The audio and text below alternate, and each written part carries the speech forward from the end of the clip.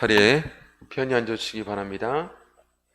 먼저 우리 하나님 말씀 같이 찾겠습니다. 하나님 말씀 사도행전 5장 12절에서 16절까지의 말씀을 찾겠습니다. 사도행전 5장 12절에서 16절까지 말씀.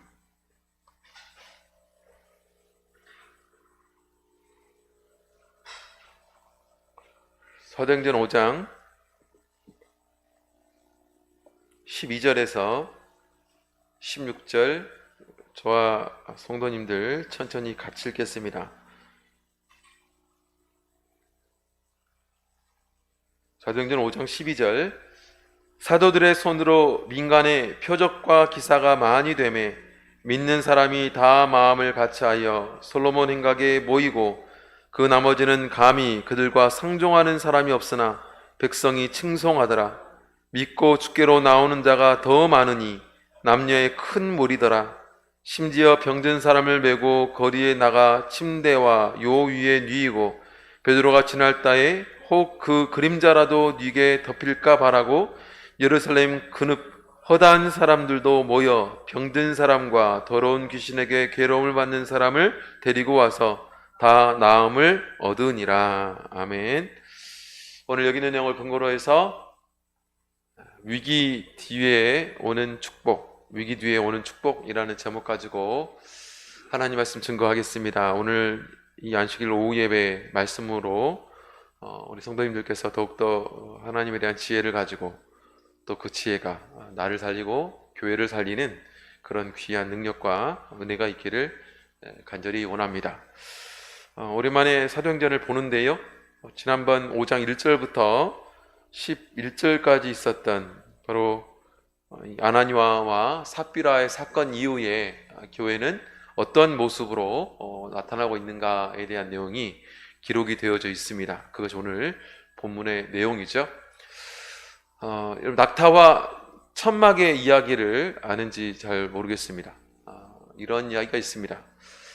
낙타가 밖에서 잠자다가 추우니까 콧구만 천막에 넣어달라고 부탁을 했습니다. 주인이 한참을 자다 보니까 이 낙타의 콧구만 들어와 있는 것이 아니라 머리가 들어와 있는 것을 발견하게 됐습니다. 또 한참 들어와 있으니까 머리만 들어와 있는 것이 아니라 발도 들어와 있는 것을 보게 되었고, 또 한참 있다가 보니까 머리와 발만 들어와 있는 것이 아니라 다리도 들어와 있는 걸 발견하게 됐습니다. 그러더니 몸이 다 들어오게 되었다는 것이죠. 그리고 이내 주인을 내쫓고 낙타가 천막을 차지하게 됐다 라는 이야기가 있습니다. 이게 무슨 얘기일까요? 사실은 이것이 사단이 우리에게 접근하는 방식이기도 합니다. 처음에는 별 볼 일 없이 별것 아닌 작은 것에서 출발해서 그것이 틈이 되어 조금 더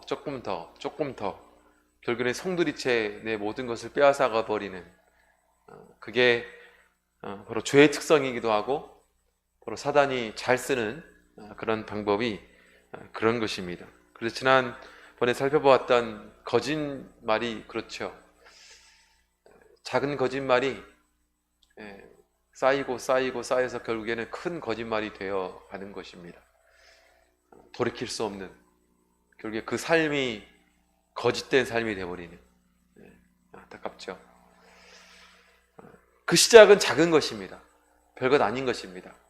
그런데 그것이 쉽게 용납이 되면 결국 그것이 내 신앙의 틈을 그렇게 벌려버린다 라는 것을 말씀해 주고 있습니다. 그래서 이번에 코로나 바이러스도 마찬가지죠. 코로나 바이러스 작은 것 하나 들어오면 그것이 시작이 되어서 사실은 내 온몸을 잠식해 버리지 않습니까?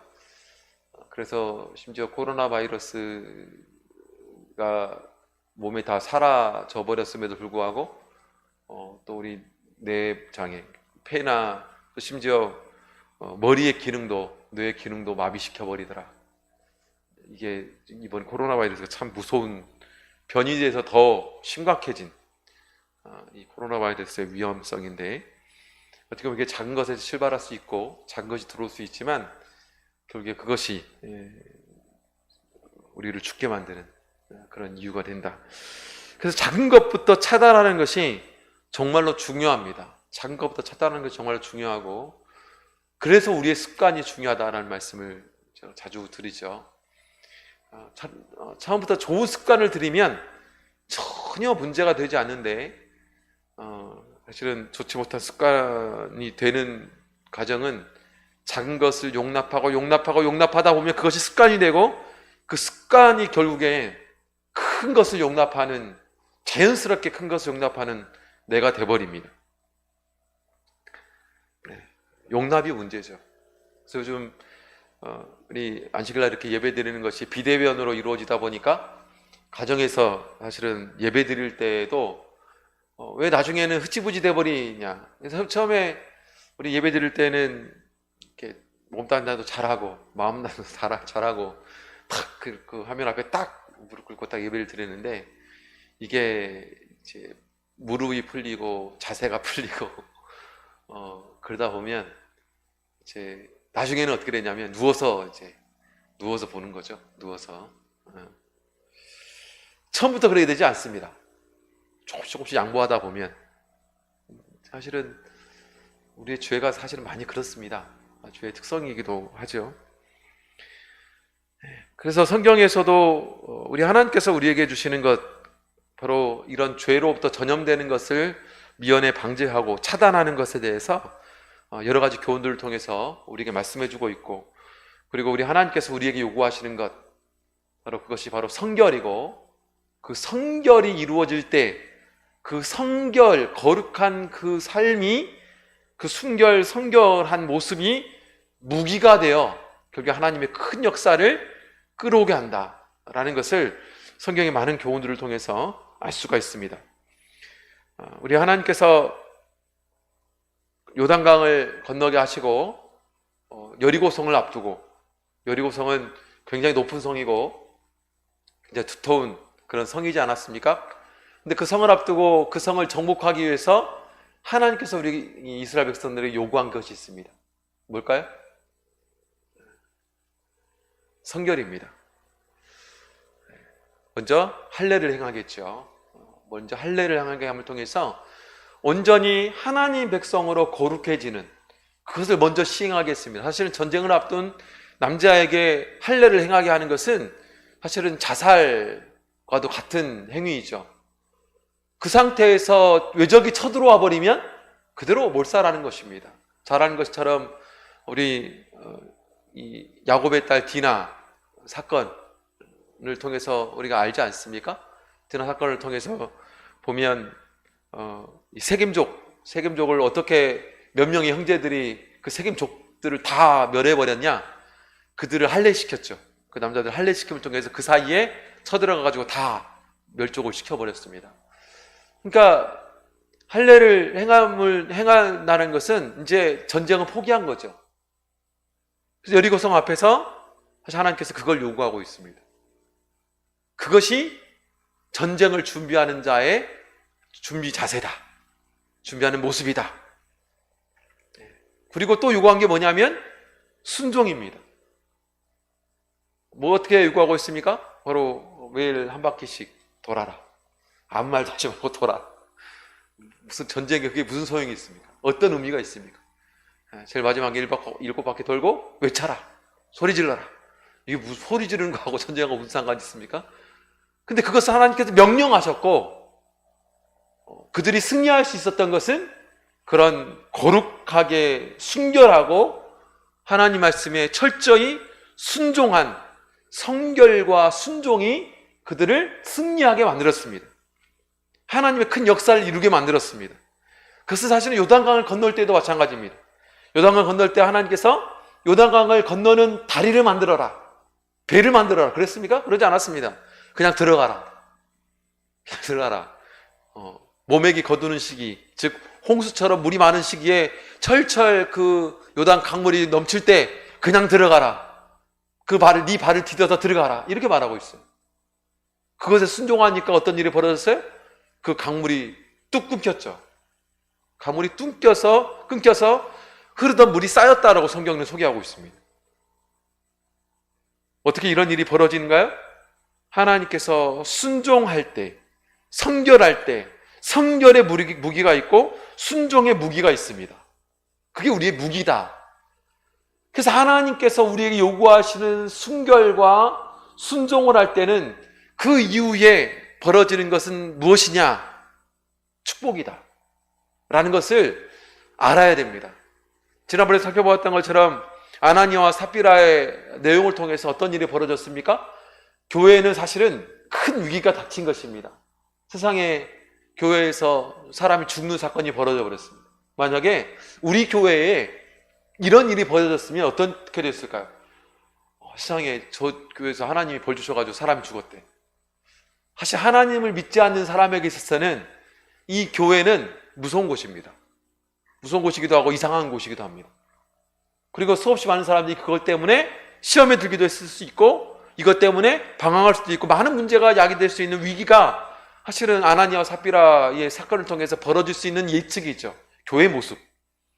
그런데 오늘 본문 읽은 내용을 보면 그런 위기를 통해서 교회가 무너졌다. 위기를 통해서 사람들이 시험에 들었다. 위기를 통해서 많은 사람이 더 죽어나갔다. 이런 내용에 대해서 기록하고 있지 않습니다. 우리가 꿈꾸는 이런 교회가 되었으면 좋겠다. 이런 사랑받고 하나님께 축복받는 교회가 되었으면 좋겠다. 라는 내용이 고스란히 담긴 교회에 임한 축복에 대해서 소개해주고 있죠. 그렇죠? 그래서 우리 교회 또한 마찬가지. 사실 여리고성 이후에 아간의 죄 또한 마찬가지죠. 아이성에서 실패하게 된 원인은 아간의 범죄, 성결을 잃어버렸기 때문이죠. 순종하지 않았기 때문입니다. 근데 그것을 척결하죠. 그것을 차단합니다. 마치 아나니아와 삽비라가 죽은 것처럼 아간과 그의 가족들이 그것으로 인해서 죽게 되었습니다. 어떤 분들은 이야기할 수 있습니다. 이런 거 가지고 죽어야 되냐고. 아간, 그거 가지고 죽어야 되냐고. 이렇게 말할 수도 있어요. 근데 그것을 통해서 그 이후에 공동체가 나타난 게 뭡니까? 바로 승리죠. 아이성에서 승리하고 그 이후에 계속 승리하는 승승장구하는 이스라엘 백성들을 소개하고 있습니다. 우리가 실패하는 원인은 뭘까요? 교회의 성도들에게 가장 큰 무기는 뭘까? 바로 이 순결입니다. 그리고 이 순종입니다. 이 순결과 순종이 성도에게 가장 큰 무기이고 바로 교회의 가장 큰 무기입니다. 바로 하나님의 교회, 하나님의 참된 교회, 바로 초대교회의 성령을 통해 세워진 이 교회는 바로 이 아나니아와 삽비라의 이 누를 것 같은 이 죄를 도려냄을 통해서 전염시킬 수 있는 이것을 도려냄을 통해서 그 이후에 벌어진 일이 뭐냐? 순결을 지켜냄을 통해서 벌어진 일이 축복의 사건이었다. 어떻게 보면 우리 삶에서 위기일 수 있는 이 사건이 하나님 앞에서 순결을 지키고 하나님 말씀에 순종하는 일이 우리에게 있다면 그 이후에 위기 뒤에 벌어지는 것은 무엇이냐? 바로 축복이다라는 것을 이 본문의 내용을 통해서 알 수가 있는 것이지요. 반대로 성경에서는요, 순결을 지키지 못함을 통해서, 성결을 지켜내지 못함을 통해서 망한 사람들도 정말로 많이 있습니다. 40년 동안의 이스라엘 백성들의 광야 생활, 사실은 세대가 바뀌는 엄청난 많은 사람들이 죽었어요. 그죠? 세대가 바뀔 만큼. 그래서 이스라엘 백성들은 홍해를 건널 때 사람과 또 요단강을 건널 때 사람들이 달랐죠. 믿음만 다른 것이 아니라 사람들도 달랐습니다. 왜? 그만큼 많이 죽었다는 겁니다. 40년 동안 엄청나게 많은 사람들이 죽었어요. 근데 왜 그들이 죽었을까요? 그들의 성결을 잃어버렸기 때문입니다. 우상 숭배를 통해서, 간음을 통해서, 의심을 통해서, 원망을 통해서 잃어버렸기 때문이에요. 우리 나실인이었던 삼손이 왜 그렇게 죽어버렸을까요? 순결을 잃어버렸기 때문입니다.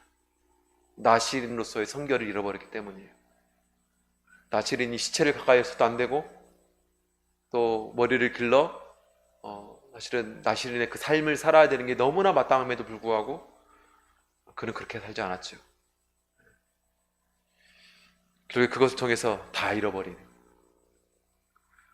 오늘날 우리에게도 충분히 잃어버릴 수도 있는, 우리의 모든 것을 잃어버릴 수도 있는 그 위기, 뭘 통해서 오게 되느냐?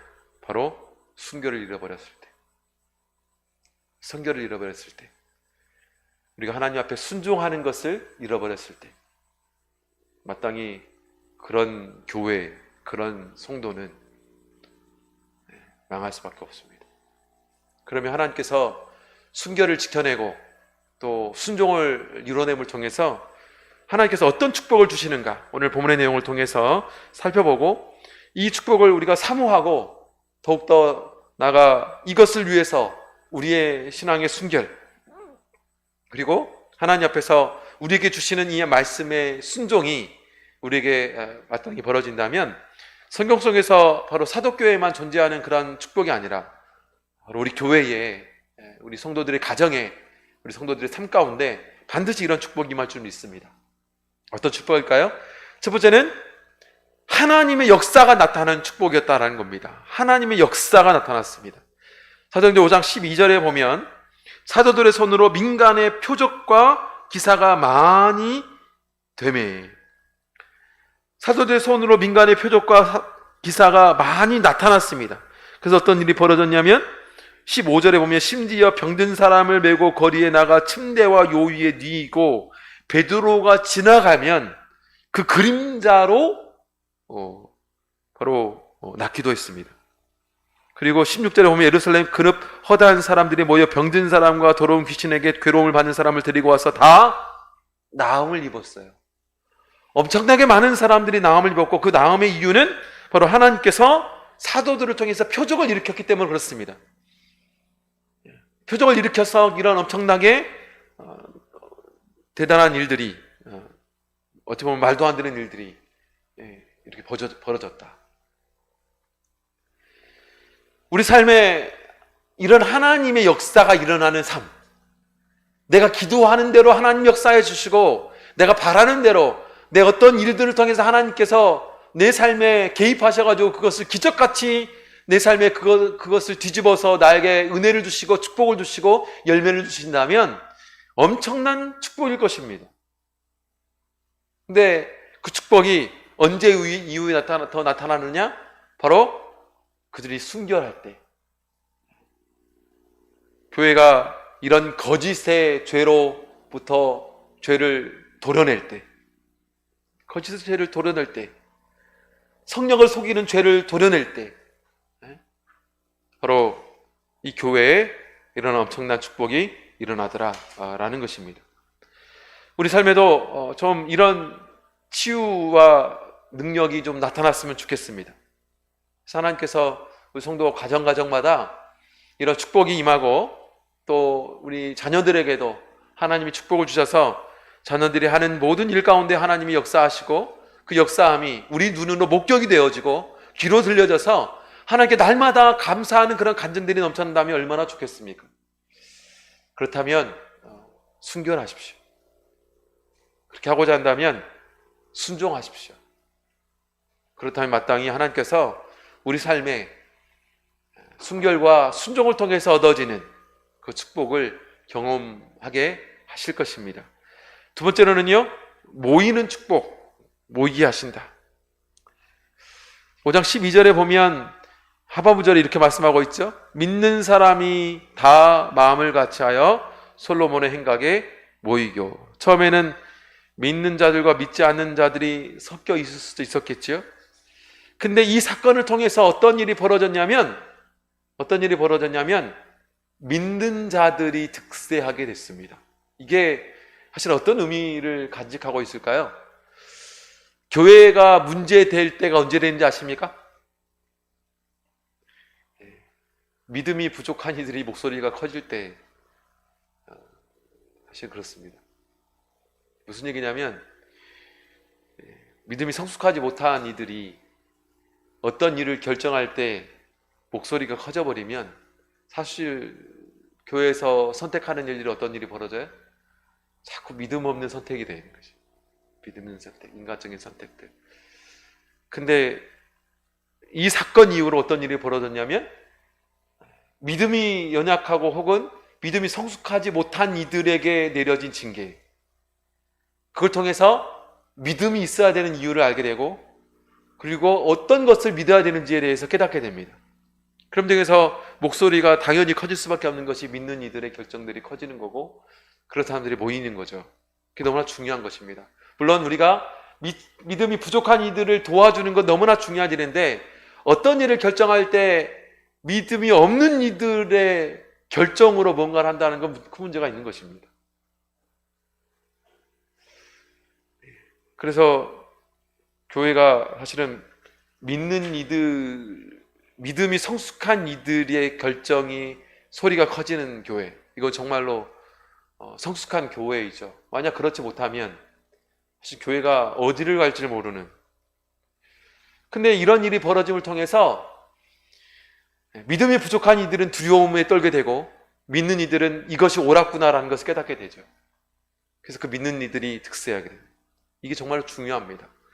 하나님께서는 순결을 지켜낼 때 이런 축복을 주신다. 세 번째로는요, 부흥의 축복입니다. 부흥케 하시고 큰 무리를 더하게 하시는 축복을 주시더라. 사도행전 5장 14절에 보면 믿고 주께로 나오는 자가 더 많으니 남녀의 큰 무리더라, 이렇게 말씀하고 있습니다. 13절에 보면 이런 말씀도 같이 병행하고 있죠. 그 나머지는 감히 그들과 상종하는 사람이 없으나, 그 나머지는 어떤 사람들일까요? 바로 12절에 아까 믿음 있는 사람들의 반대되는 사람, 나머지 사람들을 말합니다. 그들이 두려워가지고요, 그들이 두려워서 같이 하려고 하지도 않습니다. 상종하지 않아요. 그리고 그 이후에 그들이 어떤 일이 벌어진지는 이따가 또 보도록 하겠고, 14절에 보면 믿고 주께로 나오는 자가 오히려 더 많게 되더라. 더 많게 되더라. 그러니까 이런 잘못된 것을 도려내면 우리는 손해 볼 것 같잖아요. 사실은 이게 무서워서 올바른 결정을 안 할 때도 많습니다. 그게 어떤 분들은 우리 참예수 교회 병폐다 이렇게 말하는 분들도 있어요. 우리 교회는 이제 좀 비판적으로 말하는 분들의 이야기입니다. 우리 참예수 교회는 참 시족사회다 이렇게 말하기도 하죠. 굉장히 친인척이 많은 부류들 이제 그렇잖아요. 그러다 보니까 어떤 큰 잘못을 했을 때 그 사람을 징계하기가 정말 어려워요. 정말 힘듭니다. 왜냐하면 그 사람은 징계하면, 그 사람을 도려내면 어떻게 하냐고, 다 뽑혀나가는 거 아니냐고. 그렇게 하면 안 되는 거 아니냐. 그래서 실제 지금 처리 못하는 경우도 있고요, 그게 무서워서 쉬쉬하는 경우도 있고요, 그분들 징계하면 그 교회가 무너져요 라고 말하는 분들도 있습니다. 그래서 못하죠. 근데 사실은 이 말씀에 좀 교훈을 얻으셔야 됩니다. 여기 있는 말씀에 교훈을 얻어야 돼요. 순결을 지켜내면 더 많은 사람을 불러주십니다. 성결을 지켜내면 더 큰 축복을 주십니다. 여기서 말씀해주고 있지 않습니까? 아나니와 삽비라가 죽고 또 그걸 통해서 믿음 없는 자들이 사실은 상종하지 않을 사람이 되어버렸습니다. 그러면 이런 일이 벌어짐을 통해서 야, 교회에서 저렇게 많은 사람이 떨어져 나갔어. 근데 중요한 것은 성경에서 뭐라고 말하고 있냐면 더 많은 사람들이 왔다. 더 많은 사람들이 그런 거룩하고 성결한 교회에 오게 되더라, 이렇게 말씀하고 있어요. 이것은 마땅히 교회가 무엇을 추구할 때 하나님 역사하는가? 교회의 부흥의 이유는 뭐냐? 사실 친분으로 교회가 부흥하느냐? 그렇지 않습니다. 교회가 부흥하게 되는 가장 중요한 것은 뭐냐면 성결이에요. 교회가 교회다울 때 그 교회에 하나님의 부흥을 주시는 것입니다. 축복을 주시는 거예요. 결국 이것이 남아져 있을 때, 도려내지 못할 때, 그걸 통해서 오히려 더 많은 사람을 죽게 만드는 일이 많잖아요. 이걸 두려워해야 되는데 당장에 그것을 도려냄을 통해서 피가 나고 아프고 고통스러운 그것을 더 두려워해서 잘라내지 못합니다. 네? 그렇잖아요? 나 수술 받기 싫어요. 암이 있는데 그 암을 잘라내야 되잖아요. 근데 그 수술에서 칼 대는 게 너무 아프니까 싫어요. 그 수술 자국 그 옆에 있는 자국도 남잖아요. 그 자국이 얼마나 보기 흉해요. 그러니까 수술하면 안 돼요. 이거 똑같은 말이에요.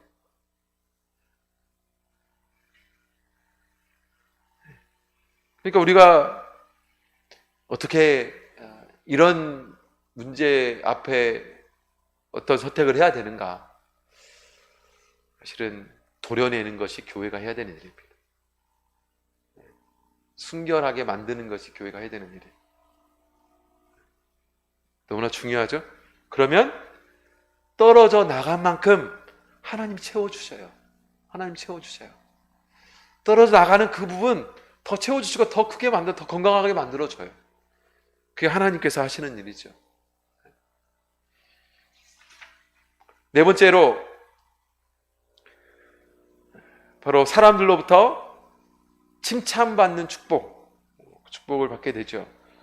사도행전 5장 13절 하반문절에 보면 백성이 칭송하더라. 참 이보다 더 큰 축복이 없습니다.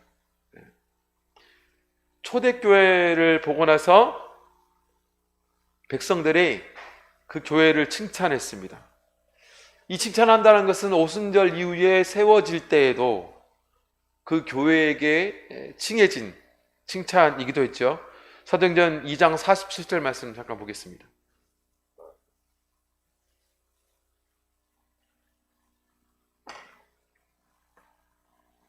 사도행전 2장 47절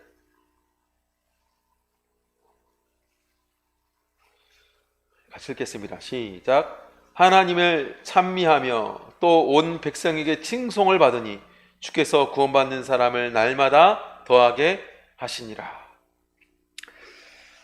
우리가 좀 스스로에게 질문을 해봐야 됩니다. 어떤 질문을 해야 될까요?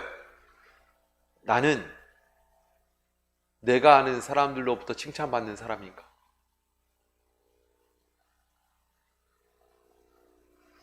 우리가 이 초대교회 성도들이 아는 사람들에게 어떻게 하면 저 사람에게 칭찬받아 볼까라는 그런 고민 가운데 칭송을 받았을까요? 그런 사람들은 처음엔 칭찬이 있어도 오래 가지 못합니다. 다 알잖아요. 그런 사람들은 사실은 본질이 칭찬받을 만한 사람이 되지 못하면 사실은 그 앞에 겉에 있는 가식은 언젠가 벗겨질 수밖에 없다는 걸 우리는 너무나 잘 압니다. 한마디로 나라는 사람이 그런 사람인가가 정말로 중요해요. 그러니까 바로 이스라엘에 여기 세워진 이 초대교회 성도들이 하나님의 사람으로서 순결한 사람이 되어질 때 그 사람들은 사람들로부터 칭찬받는 사람이 되어가는 거죠. 그래서 하나님을 잘 믿는다라는 것은 무엇이냐면 하나님께서 요구하시는 대로 잘 사는 사람들을 말합니다. 그런 사람들은 반드시 세상 가운데서도 칭찬받는 삶을 살아갈 수밖에 없어요. 그래서 우리 교회도 물어야 됩니다. 우리 교회는 주변 사람들로부터 칭찬받는 교회인가? 그냥 사람들에게 칭찬받으려고 애써서가 아니라 우리 교회 자체가 본질적으로 정말로 선한 것, 사랑하는 것, 그게 본질이 돼서 사는 그런 운영이 되는 그런 교회라면 바로 사랑하고 세상을 하나님의 말씀대로 살아가려고 하는 사람, 그것이 본질이 되는 성도라면 마땅히 세상에서는요 칭찬받을 수밖에 없습니다. 칭찬받는 사람이 되는 거죠. 그런데 만약 아나니아와 삽비라를 용납하는 것처럼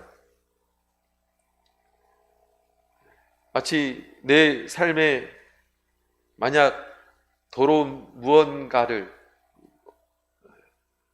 오려내지 못하고 수용하는 삶은 절대로 칭찬받지 못합니다.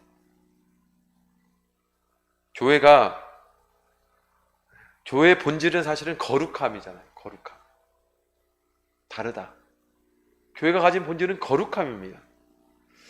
근데 그 거룩함의 본질을 가지고 있지만 교회가 거룩하지 못하면 칭찬받을 수 있을까요?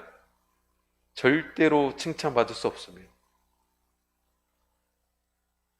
그래서 교회라는 공동체가 이 거룩함을 지켜내지 못하면 사람들로부터도 무시받는 것. 그래서 말씀드리지 않습니까? 성도가 소금이 맛을 잃으면 땅에 뿌리어 밟힐 뿐이다. 그것이 우리 예수님께서 하시는 말씀이죠. 그래서 여기 있는 이 사도교회가 이런 축복을 받게 된 이유는 무엇이냐면 그들 자체가 바로 순결한 사람들이 되었기 때문에 이런 많은 사람들이 칭찬을 받는, 그걸 통해서 결국에 얻어지는 것이 무엇입니까? 사도행전 2장 47절에도 온 백성에게 칭송을 받음을 통해서 주께서 구원받는 사람을 날마다 더하게 하신 것처럼, 우리 5장 13절 14절의 말씀처럼 백성이 칭송하더라, 믿고 주께로 나오는 자가 더 많으니 남녀의 큰 무리더라 라는 축복을 받게 되는 것이죠. 그래서 교회가 또 성도들이 이런 축복의 열매를 받아야 되고, 그러기 위해서 우리에게 필요한 것은 무엇이냐? 바로 거룩함입니다. 순결함입니다. 바로 성결을 말하는 것입니다. 그럴 때 하나님께서 이런 축복을 주신다. 교회가 그러하다. 나는 사람으로부터 칭찬받는 사람인가? 나는, 우리 교회는 이웃들로부터 칭찬받는 교회인가? 더 본질적으로 나는 하나님 앞에 순결한 사람인가? 나는 하나님 말씀에 순종하는 사람인가? 교회가 생각해야 되고 성도가 생각해야 됩니다. 우리가 여기 있는 이 사도교회처럼 큰 축복이 임하는 삶과 큰 축복이 임하는 교회가 되고자 한다면 이런 위기 뒤에 바로 순결과 순종을 통해서 더 큰 축복과 더 큰 은혜를 받을 줄 믿습니다. 저로 이 축복과 은혜를 사모하고 또 그걸 위해 그 삶을 살아나갈 수 있는 저와 여러분 되시기를 간절히 원합니다. 찬송가 468